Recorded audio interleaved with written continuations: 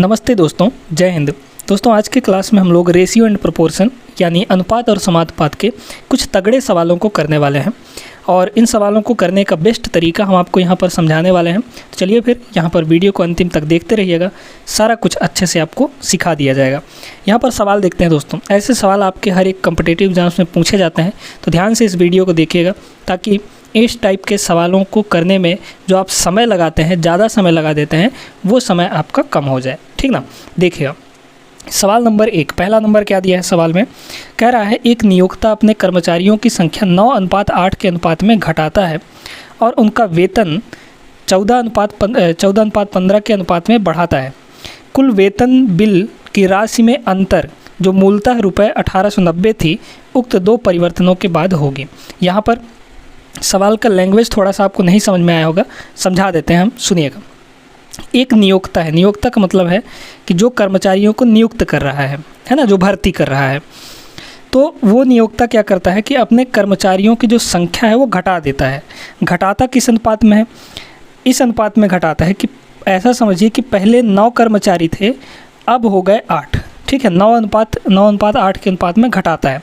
तो पहले 9 थे, अब रह गए 8, यानी 9 में से 1 को निकाल दिया तो 8 ही बचे। लेकिन साथ ही क्या करता है, वो अपने वेतन को बढ़ा देता है ना, उनको जो वेतन दे रहा था वो बढ़ा देता है। कैसे बढ़ाता है भाई? पहले एक आदमी को 14 दे रहा था, लेकिन अब दे रहा है वो 15 रुपये। ऐसा समझ लीजिए, पहले दे रहा था 14 रुपये, अब दे रहा है 15 रुपये, यानी 1 रुपये बढ़ा दिया। ठीक है। कुल वेतन बिल की राशि में अंतर, हमको क्या चाहिए? कुल वेतन बिल की राशि में अंतर चाहिए। ठीक है, पहले जितना मिलता था और अब जितना मिलता है, उन दोनों राशियों में अंतर चाहिए। जो पहले कितना था, जो मूलतः रुपये 1890 रुपये था, मतलब पहले शुरू में कितना मिलता था? 1890 रुपये मिलता था। तो यहाँ पर एक बात बताइए दोस्तों, अगर हम देखें पहले की बात करें, ये पहले क्या है ना, 9 कर्मचारियों को 14 रुपये दिया जाता था, पहले की बात है ना। 9 कर्मचारियों को 14 रुपये दिया जाता था, तो टोटल कितना रुपये दिया जाएगा? 14 × 9 यानी 126 रुपये है ना, 126 रुपये दिया जाएगा। और इसी 126 रुपये का वैल्यू यानी 126 यूनिट का वैल्यू कितना दिया है आपको? 1890 रुपये दिया है ना, 1890 रुपये यहाँ पर दे रखा है। ये पहले की बात है, जो मूलतः यानी मूल रूप से पहले कितना मिलता था? 1890 रुपये मिलता था।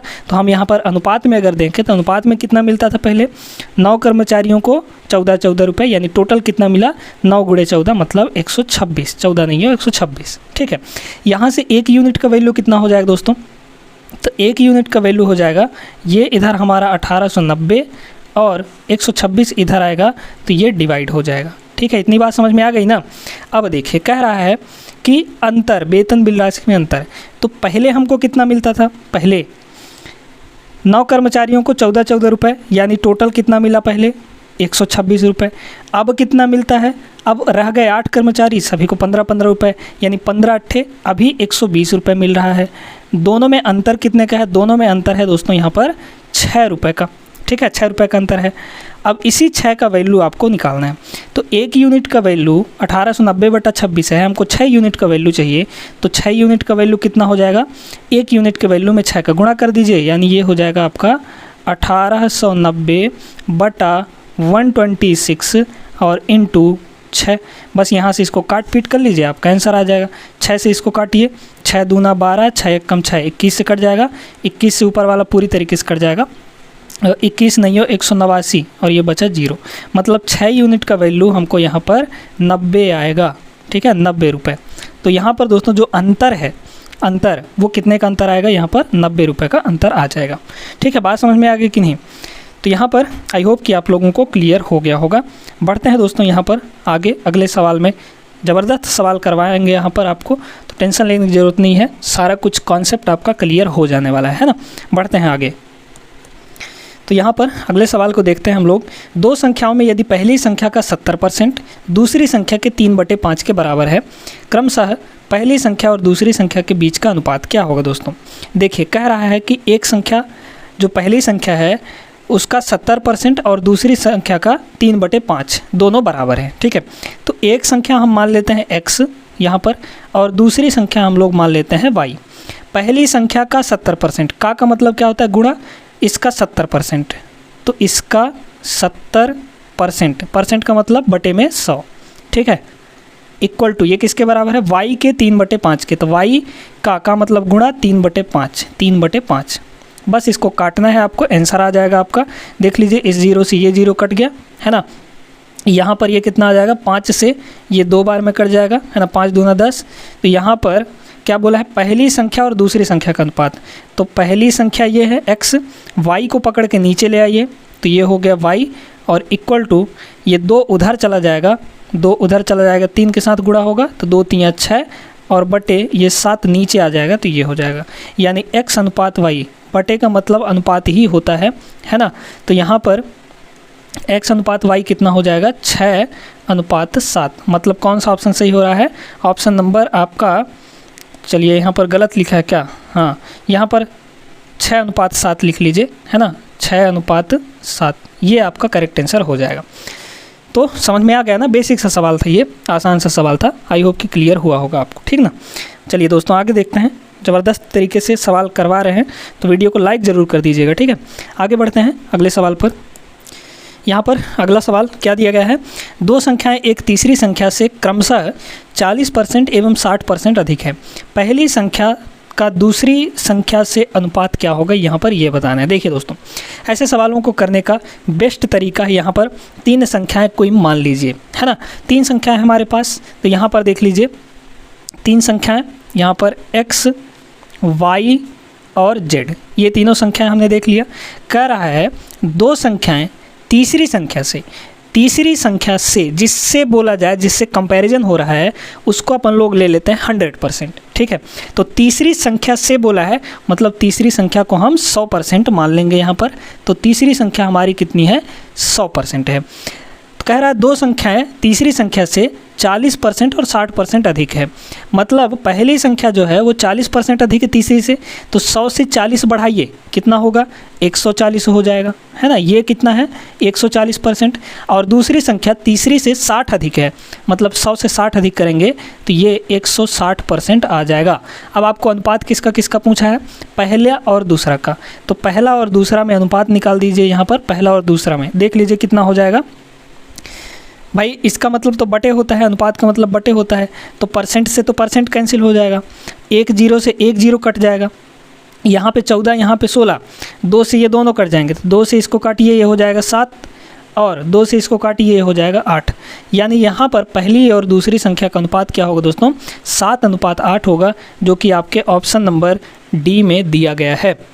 समझ में आ गई बात कि नहीं, तो आई होप कि समझ में आया होगा। बढ़ते हैं हम लोग यहाँ पर आगे अगले सवाल पर।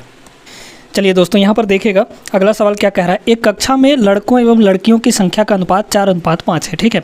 यहाँ पर देखिए बॉयज़ और गर्ल, इन दोनों का अनुपात कितना दे रखा है दोस्तों, यहाँ पर 4:5, या ऐसा कह लीजिए कि 4 लड़कों में से 5 लड़कियाँ हैं, है ना। चलिए अब यहाँ पर यदि 4 नए लड़के कक्षा में शामिल किया जाए तो लड़कों की संख्या 20% बढ़ जाती है, ठीक है। देखिएगा यहाँ पर अगर 4 लड़के शामिल किए जा रहे हैं, 4 एक्स्ट्रा लड़के, तो 4 एक्स्ट्रा लड़के जब शामिल किए जा रहे हैं तो जो बढ़ रहा है इतने ही ना बढ़ रहे हैं।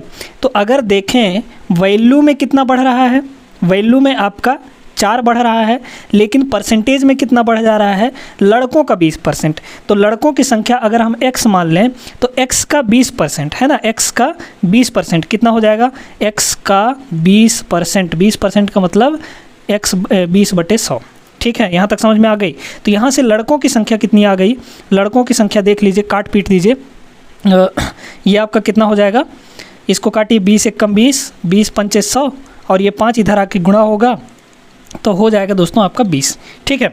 यहाँ पर देखिए कि लड़कों की संख्या आपके पास आ गई कितनी, 20, ठीक है, मतलब 4 यूनिट का वैल्यू आ गया आपके पास 20, क्योंकि लड़कों की संख्या 4 यूनिट है ना। अच्छा यहाँ तक क्लियर हो गया। अब आपको बोल रहा है कक्षा में लड़कियों की संख्या कितनी होगी, यानी 5 यूनिट का वैल्यू बताना है। तो भाई 4 यूनिट का वैल्यू 20 है, मतलब 1 यूनिट का वैल्यू कितना होगा, 20/4, मतलब 5 होगा।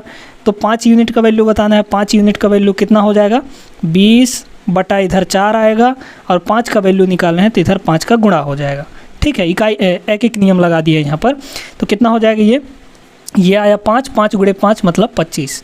तो लड़कियों की संख्या यहाँ पर 25 होगी दोस्तों। ऑप्शन नंबर डी आपका करेक्ट हो जाएगा। ठीक है, आई होप कि क्लियर हो गया होगा आपको। बढ़ते हैं हम लोग आगे अगले सवाल पर। जानदार सवाल करवा रहे हैं, है ना। देखिएगा इस सवाल को। ये सवाल भी प्यारा सा सवाल है। करने का तरीका क्या होगा वो पहले देखिए। कह रहा है कर्मचारियों की 3 श्रेणियों को 1:2:3 अनुपात में वेतन मिलता है। ठीक है, यदि उन्हें क्रमशः 5%, 10% और 15% की वेतन वृद्धि मिले तो उनके वेतन का नया अनुपात क्या होगा। यहाँ पर देखिए दोस्तों क्या दिया है।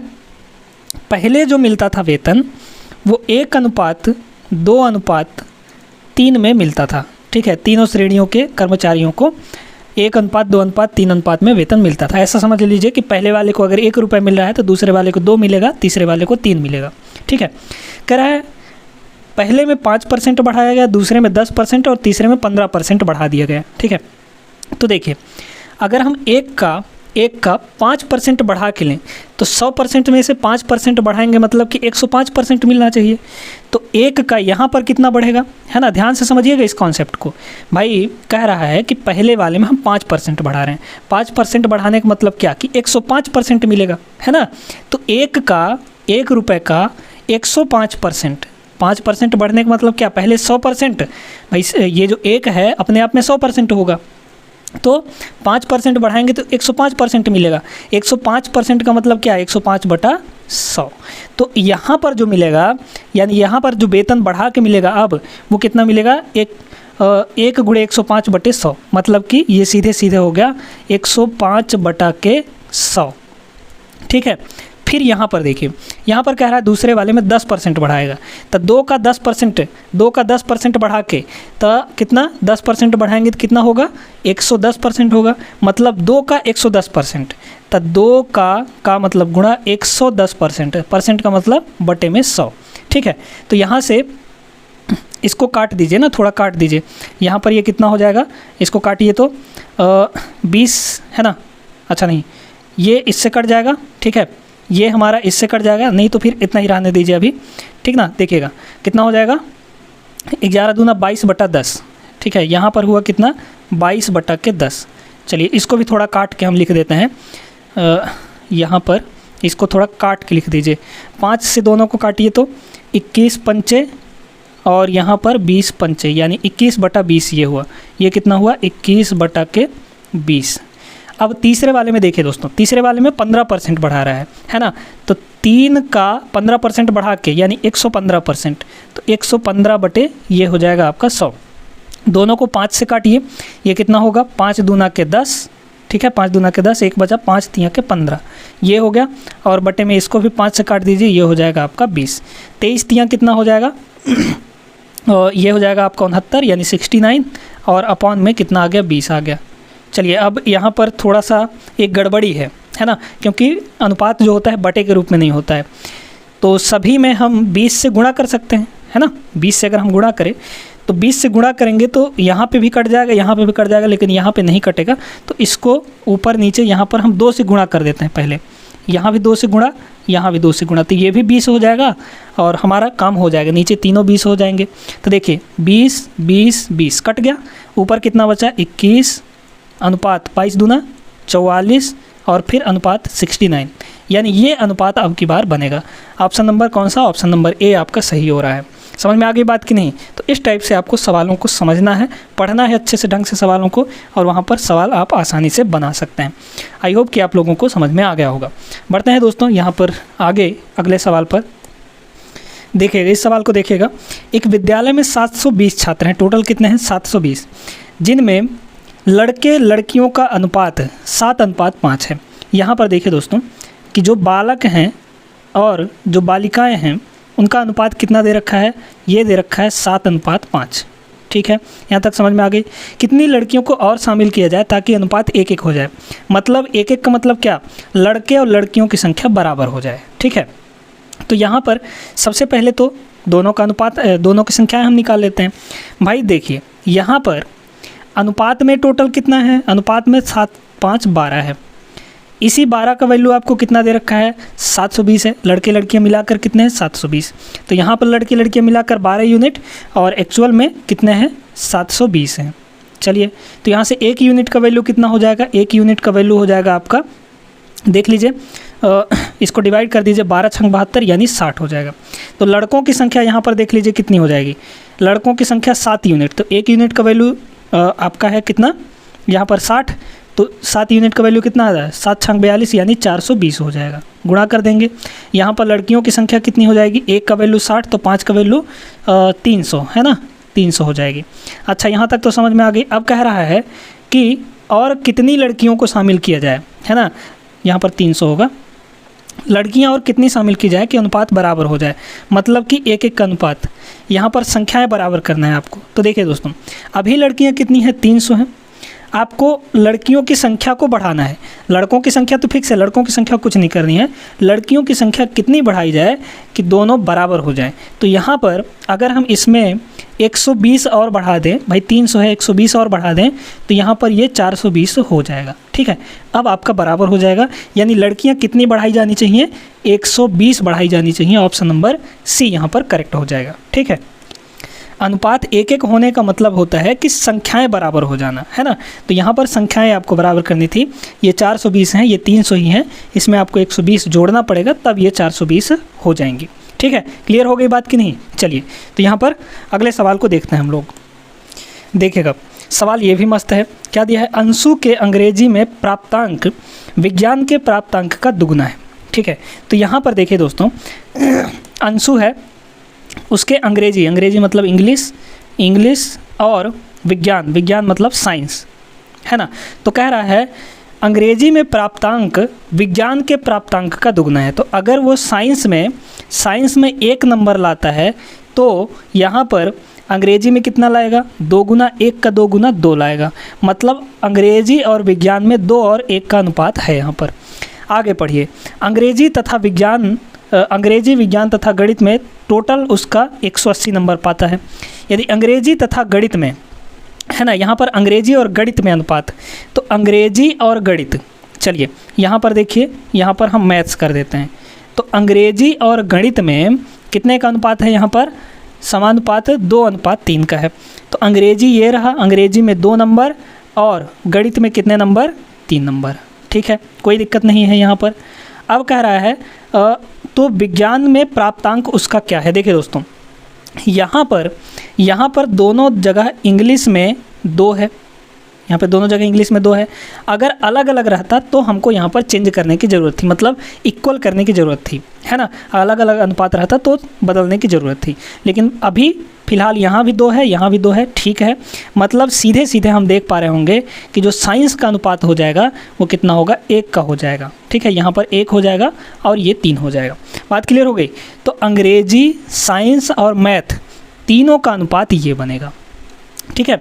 अगर यहाँ पे कुछ और रहता, यहाँ पे कुछ और रहता, तो हमको बराबर करने की ज़रूरत थी, है ना, क्योंकि दोनों तो है इंग्लिश के ही प्राप्तांक, तो दोनों को यहाँ पर बराबर करने की ज़रूरत थी। फिलहाल यहाँ पर खुद ही बराबर है ये, तो हम यहाँ पर आसानी से इसको लगा सकते हैं। अब कह रहा है कि तीनों मिलाकर 180 नंबर, तो तीनों मिला दीजिए, तो अनुपात में तीनों को मिलाएंगे तो कितना होगा, ये हो जाएगा 2 1 3 3 6, है ना। तो 6 यूनिट का वैल्यू आपको कितना दे रखा है, तीनों में प्राप्तांक 180 दे रखा है। आपको पूछा क्या है, पूछा है विज्ञान में कितना प्राप्तांक है। तो विज्ञान का मतलब क्या, 1 यूनिट का वैल्यू, तो 1 यूनिट का वैल्यू यहाँ से निकाल लीजिए, 6 से इसको डिवाइड कर दीजिए, 6 त्रिक 18 यानी 30 हो जाएगा। ऑप्शन नंबर दूसरा क्लियर हो गया, ठीक है। चलिए, तो दोस्तों आज की इस वीडियो में बस इतना ही। आई होप कि आप लोगों को पसंद आया होगा ये वीडियो। महत्वपूर्ण सवाल करवाएं इस वीडियो के अंदर, तो इन सवालों को आप अच्छे से प्रैक्टिस ज़रूर कर लीजिएगा, आपके हर एक एग्ज़ाम के लिए इम्पॉर्टेंट है ये। और अगर आप चैनल पर नए हैं, नए सब्सक्राइबर, तो यहाँ पर चैनल को ज़रूर सब्सक्राइब कर लीजिएगा, साथ में अपने दोस्तों के साथ शेयर भी कर दीजिएगा। मिलते हैं हम लोग अगले वीडियो में, तब तक आप लोग सभी अपना ख्याल रखिए। जय हिंद।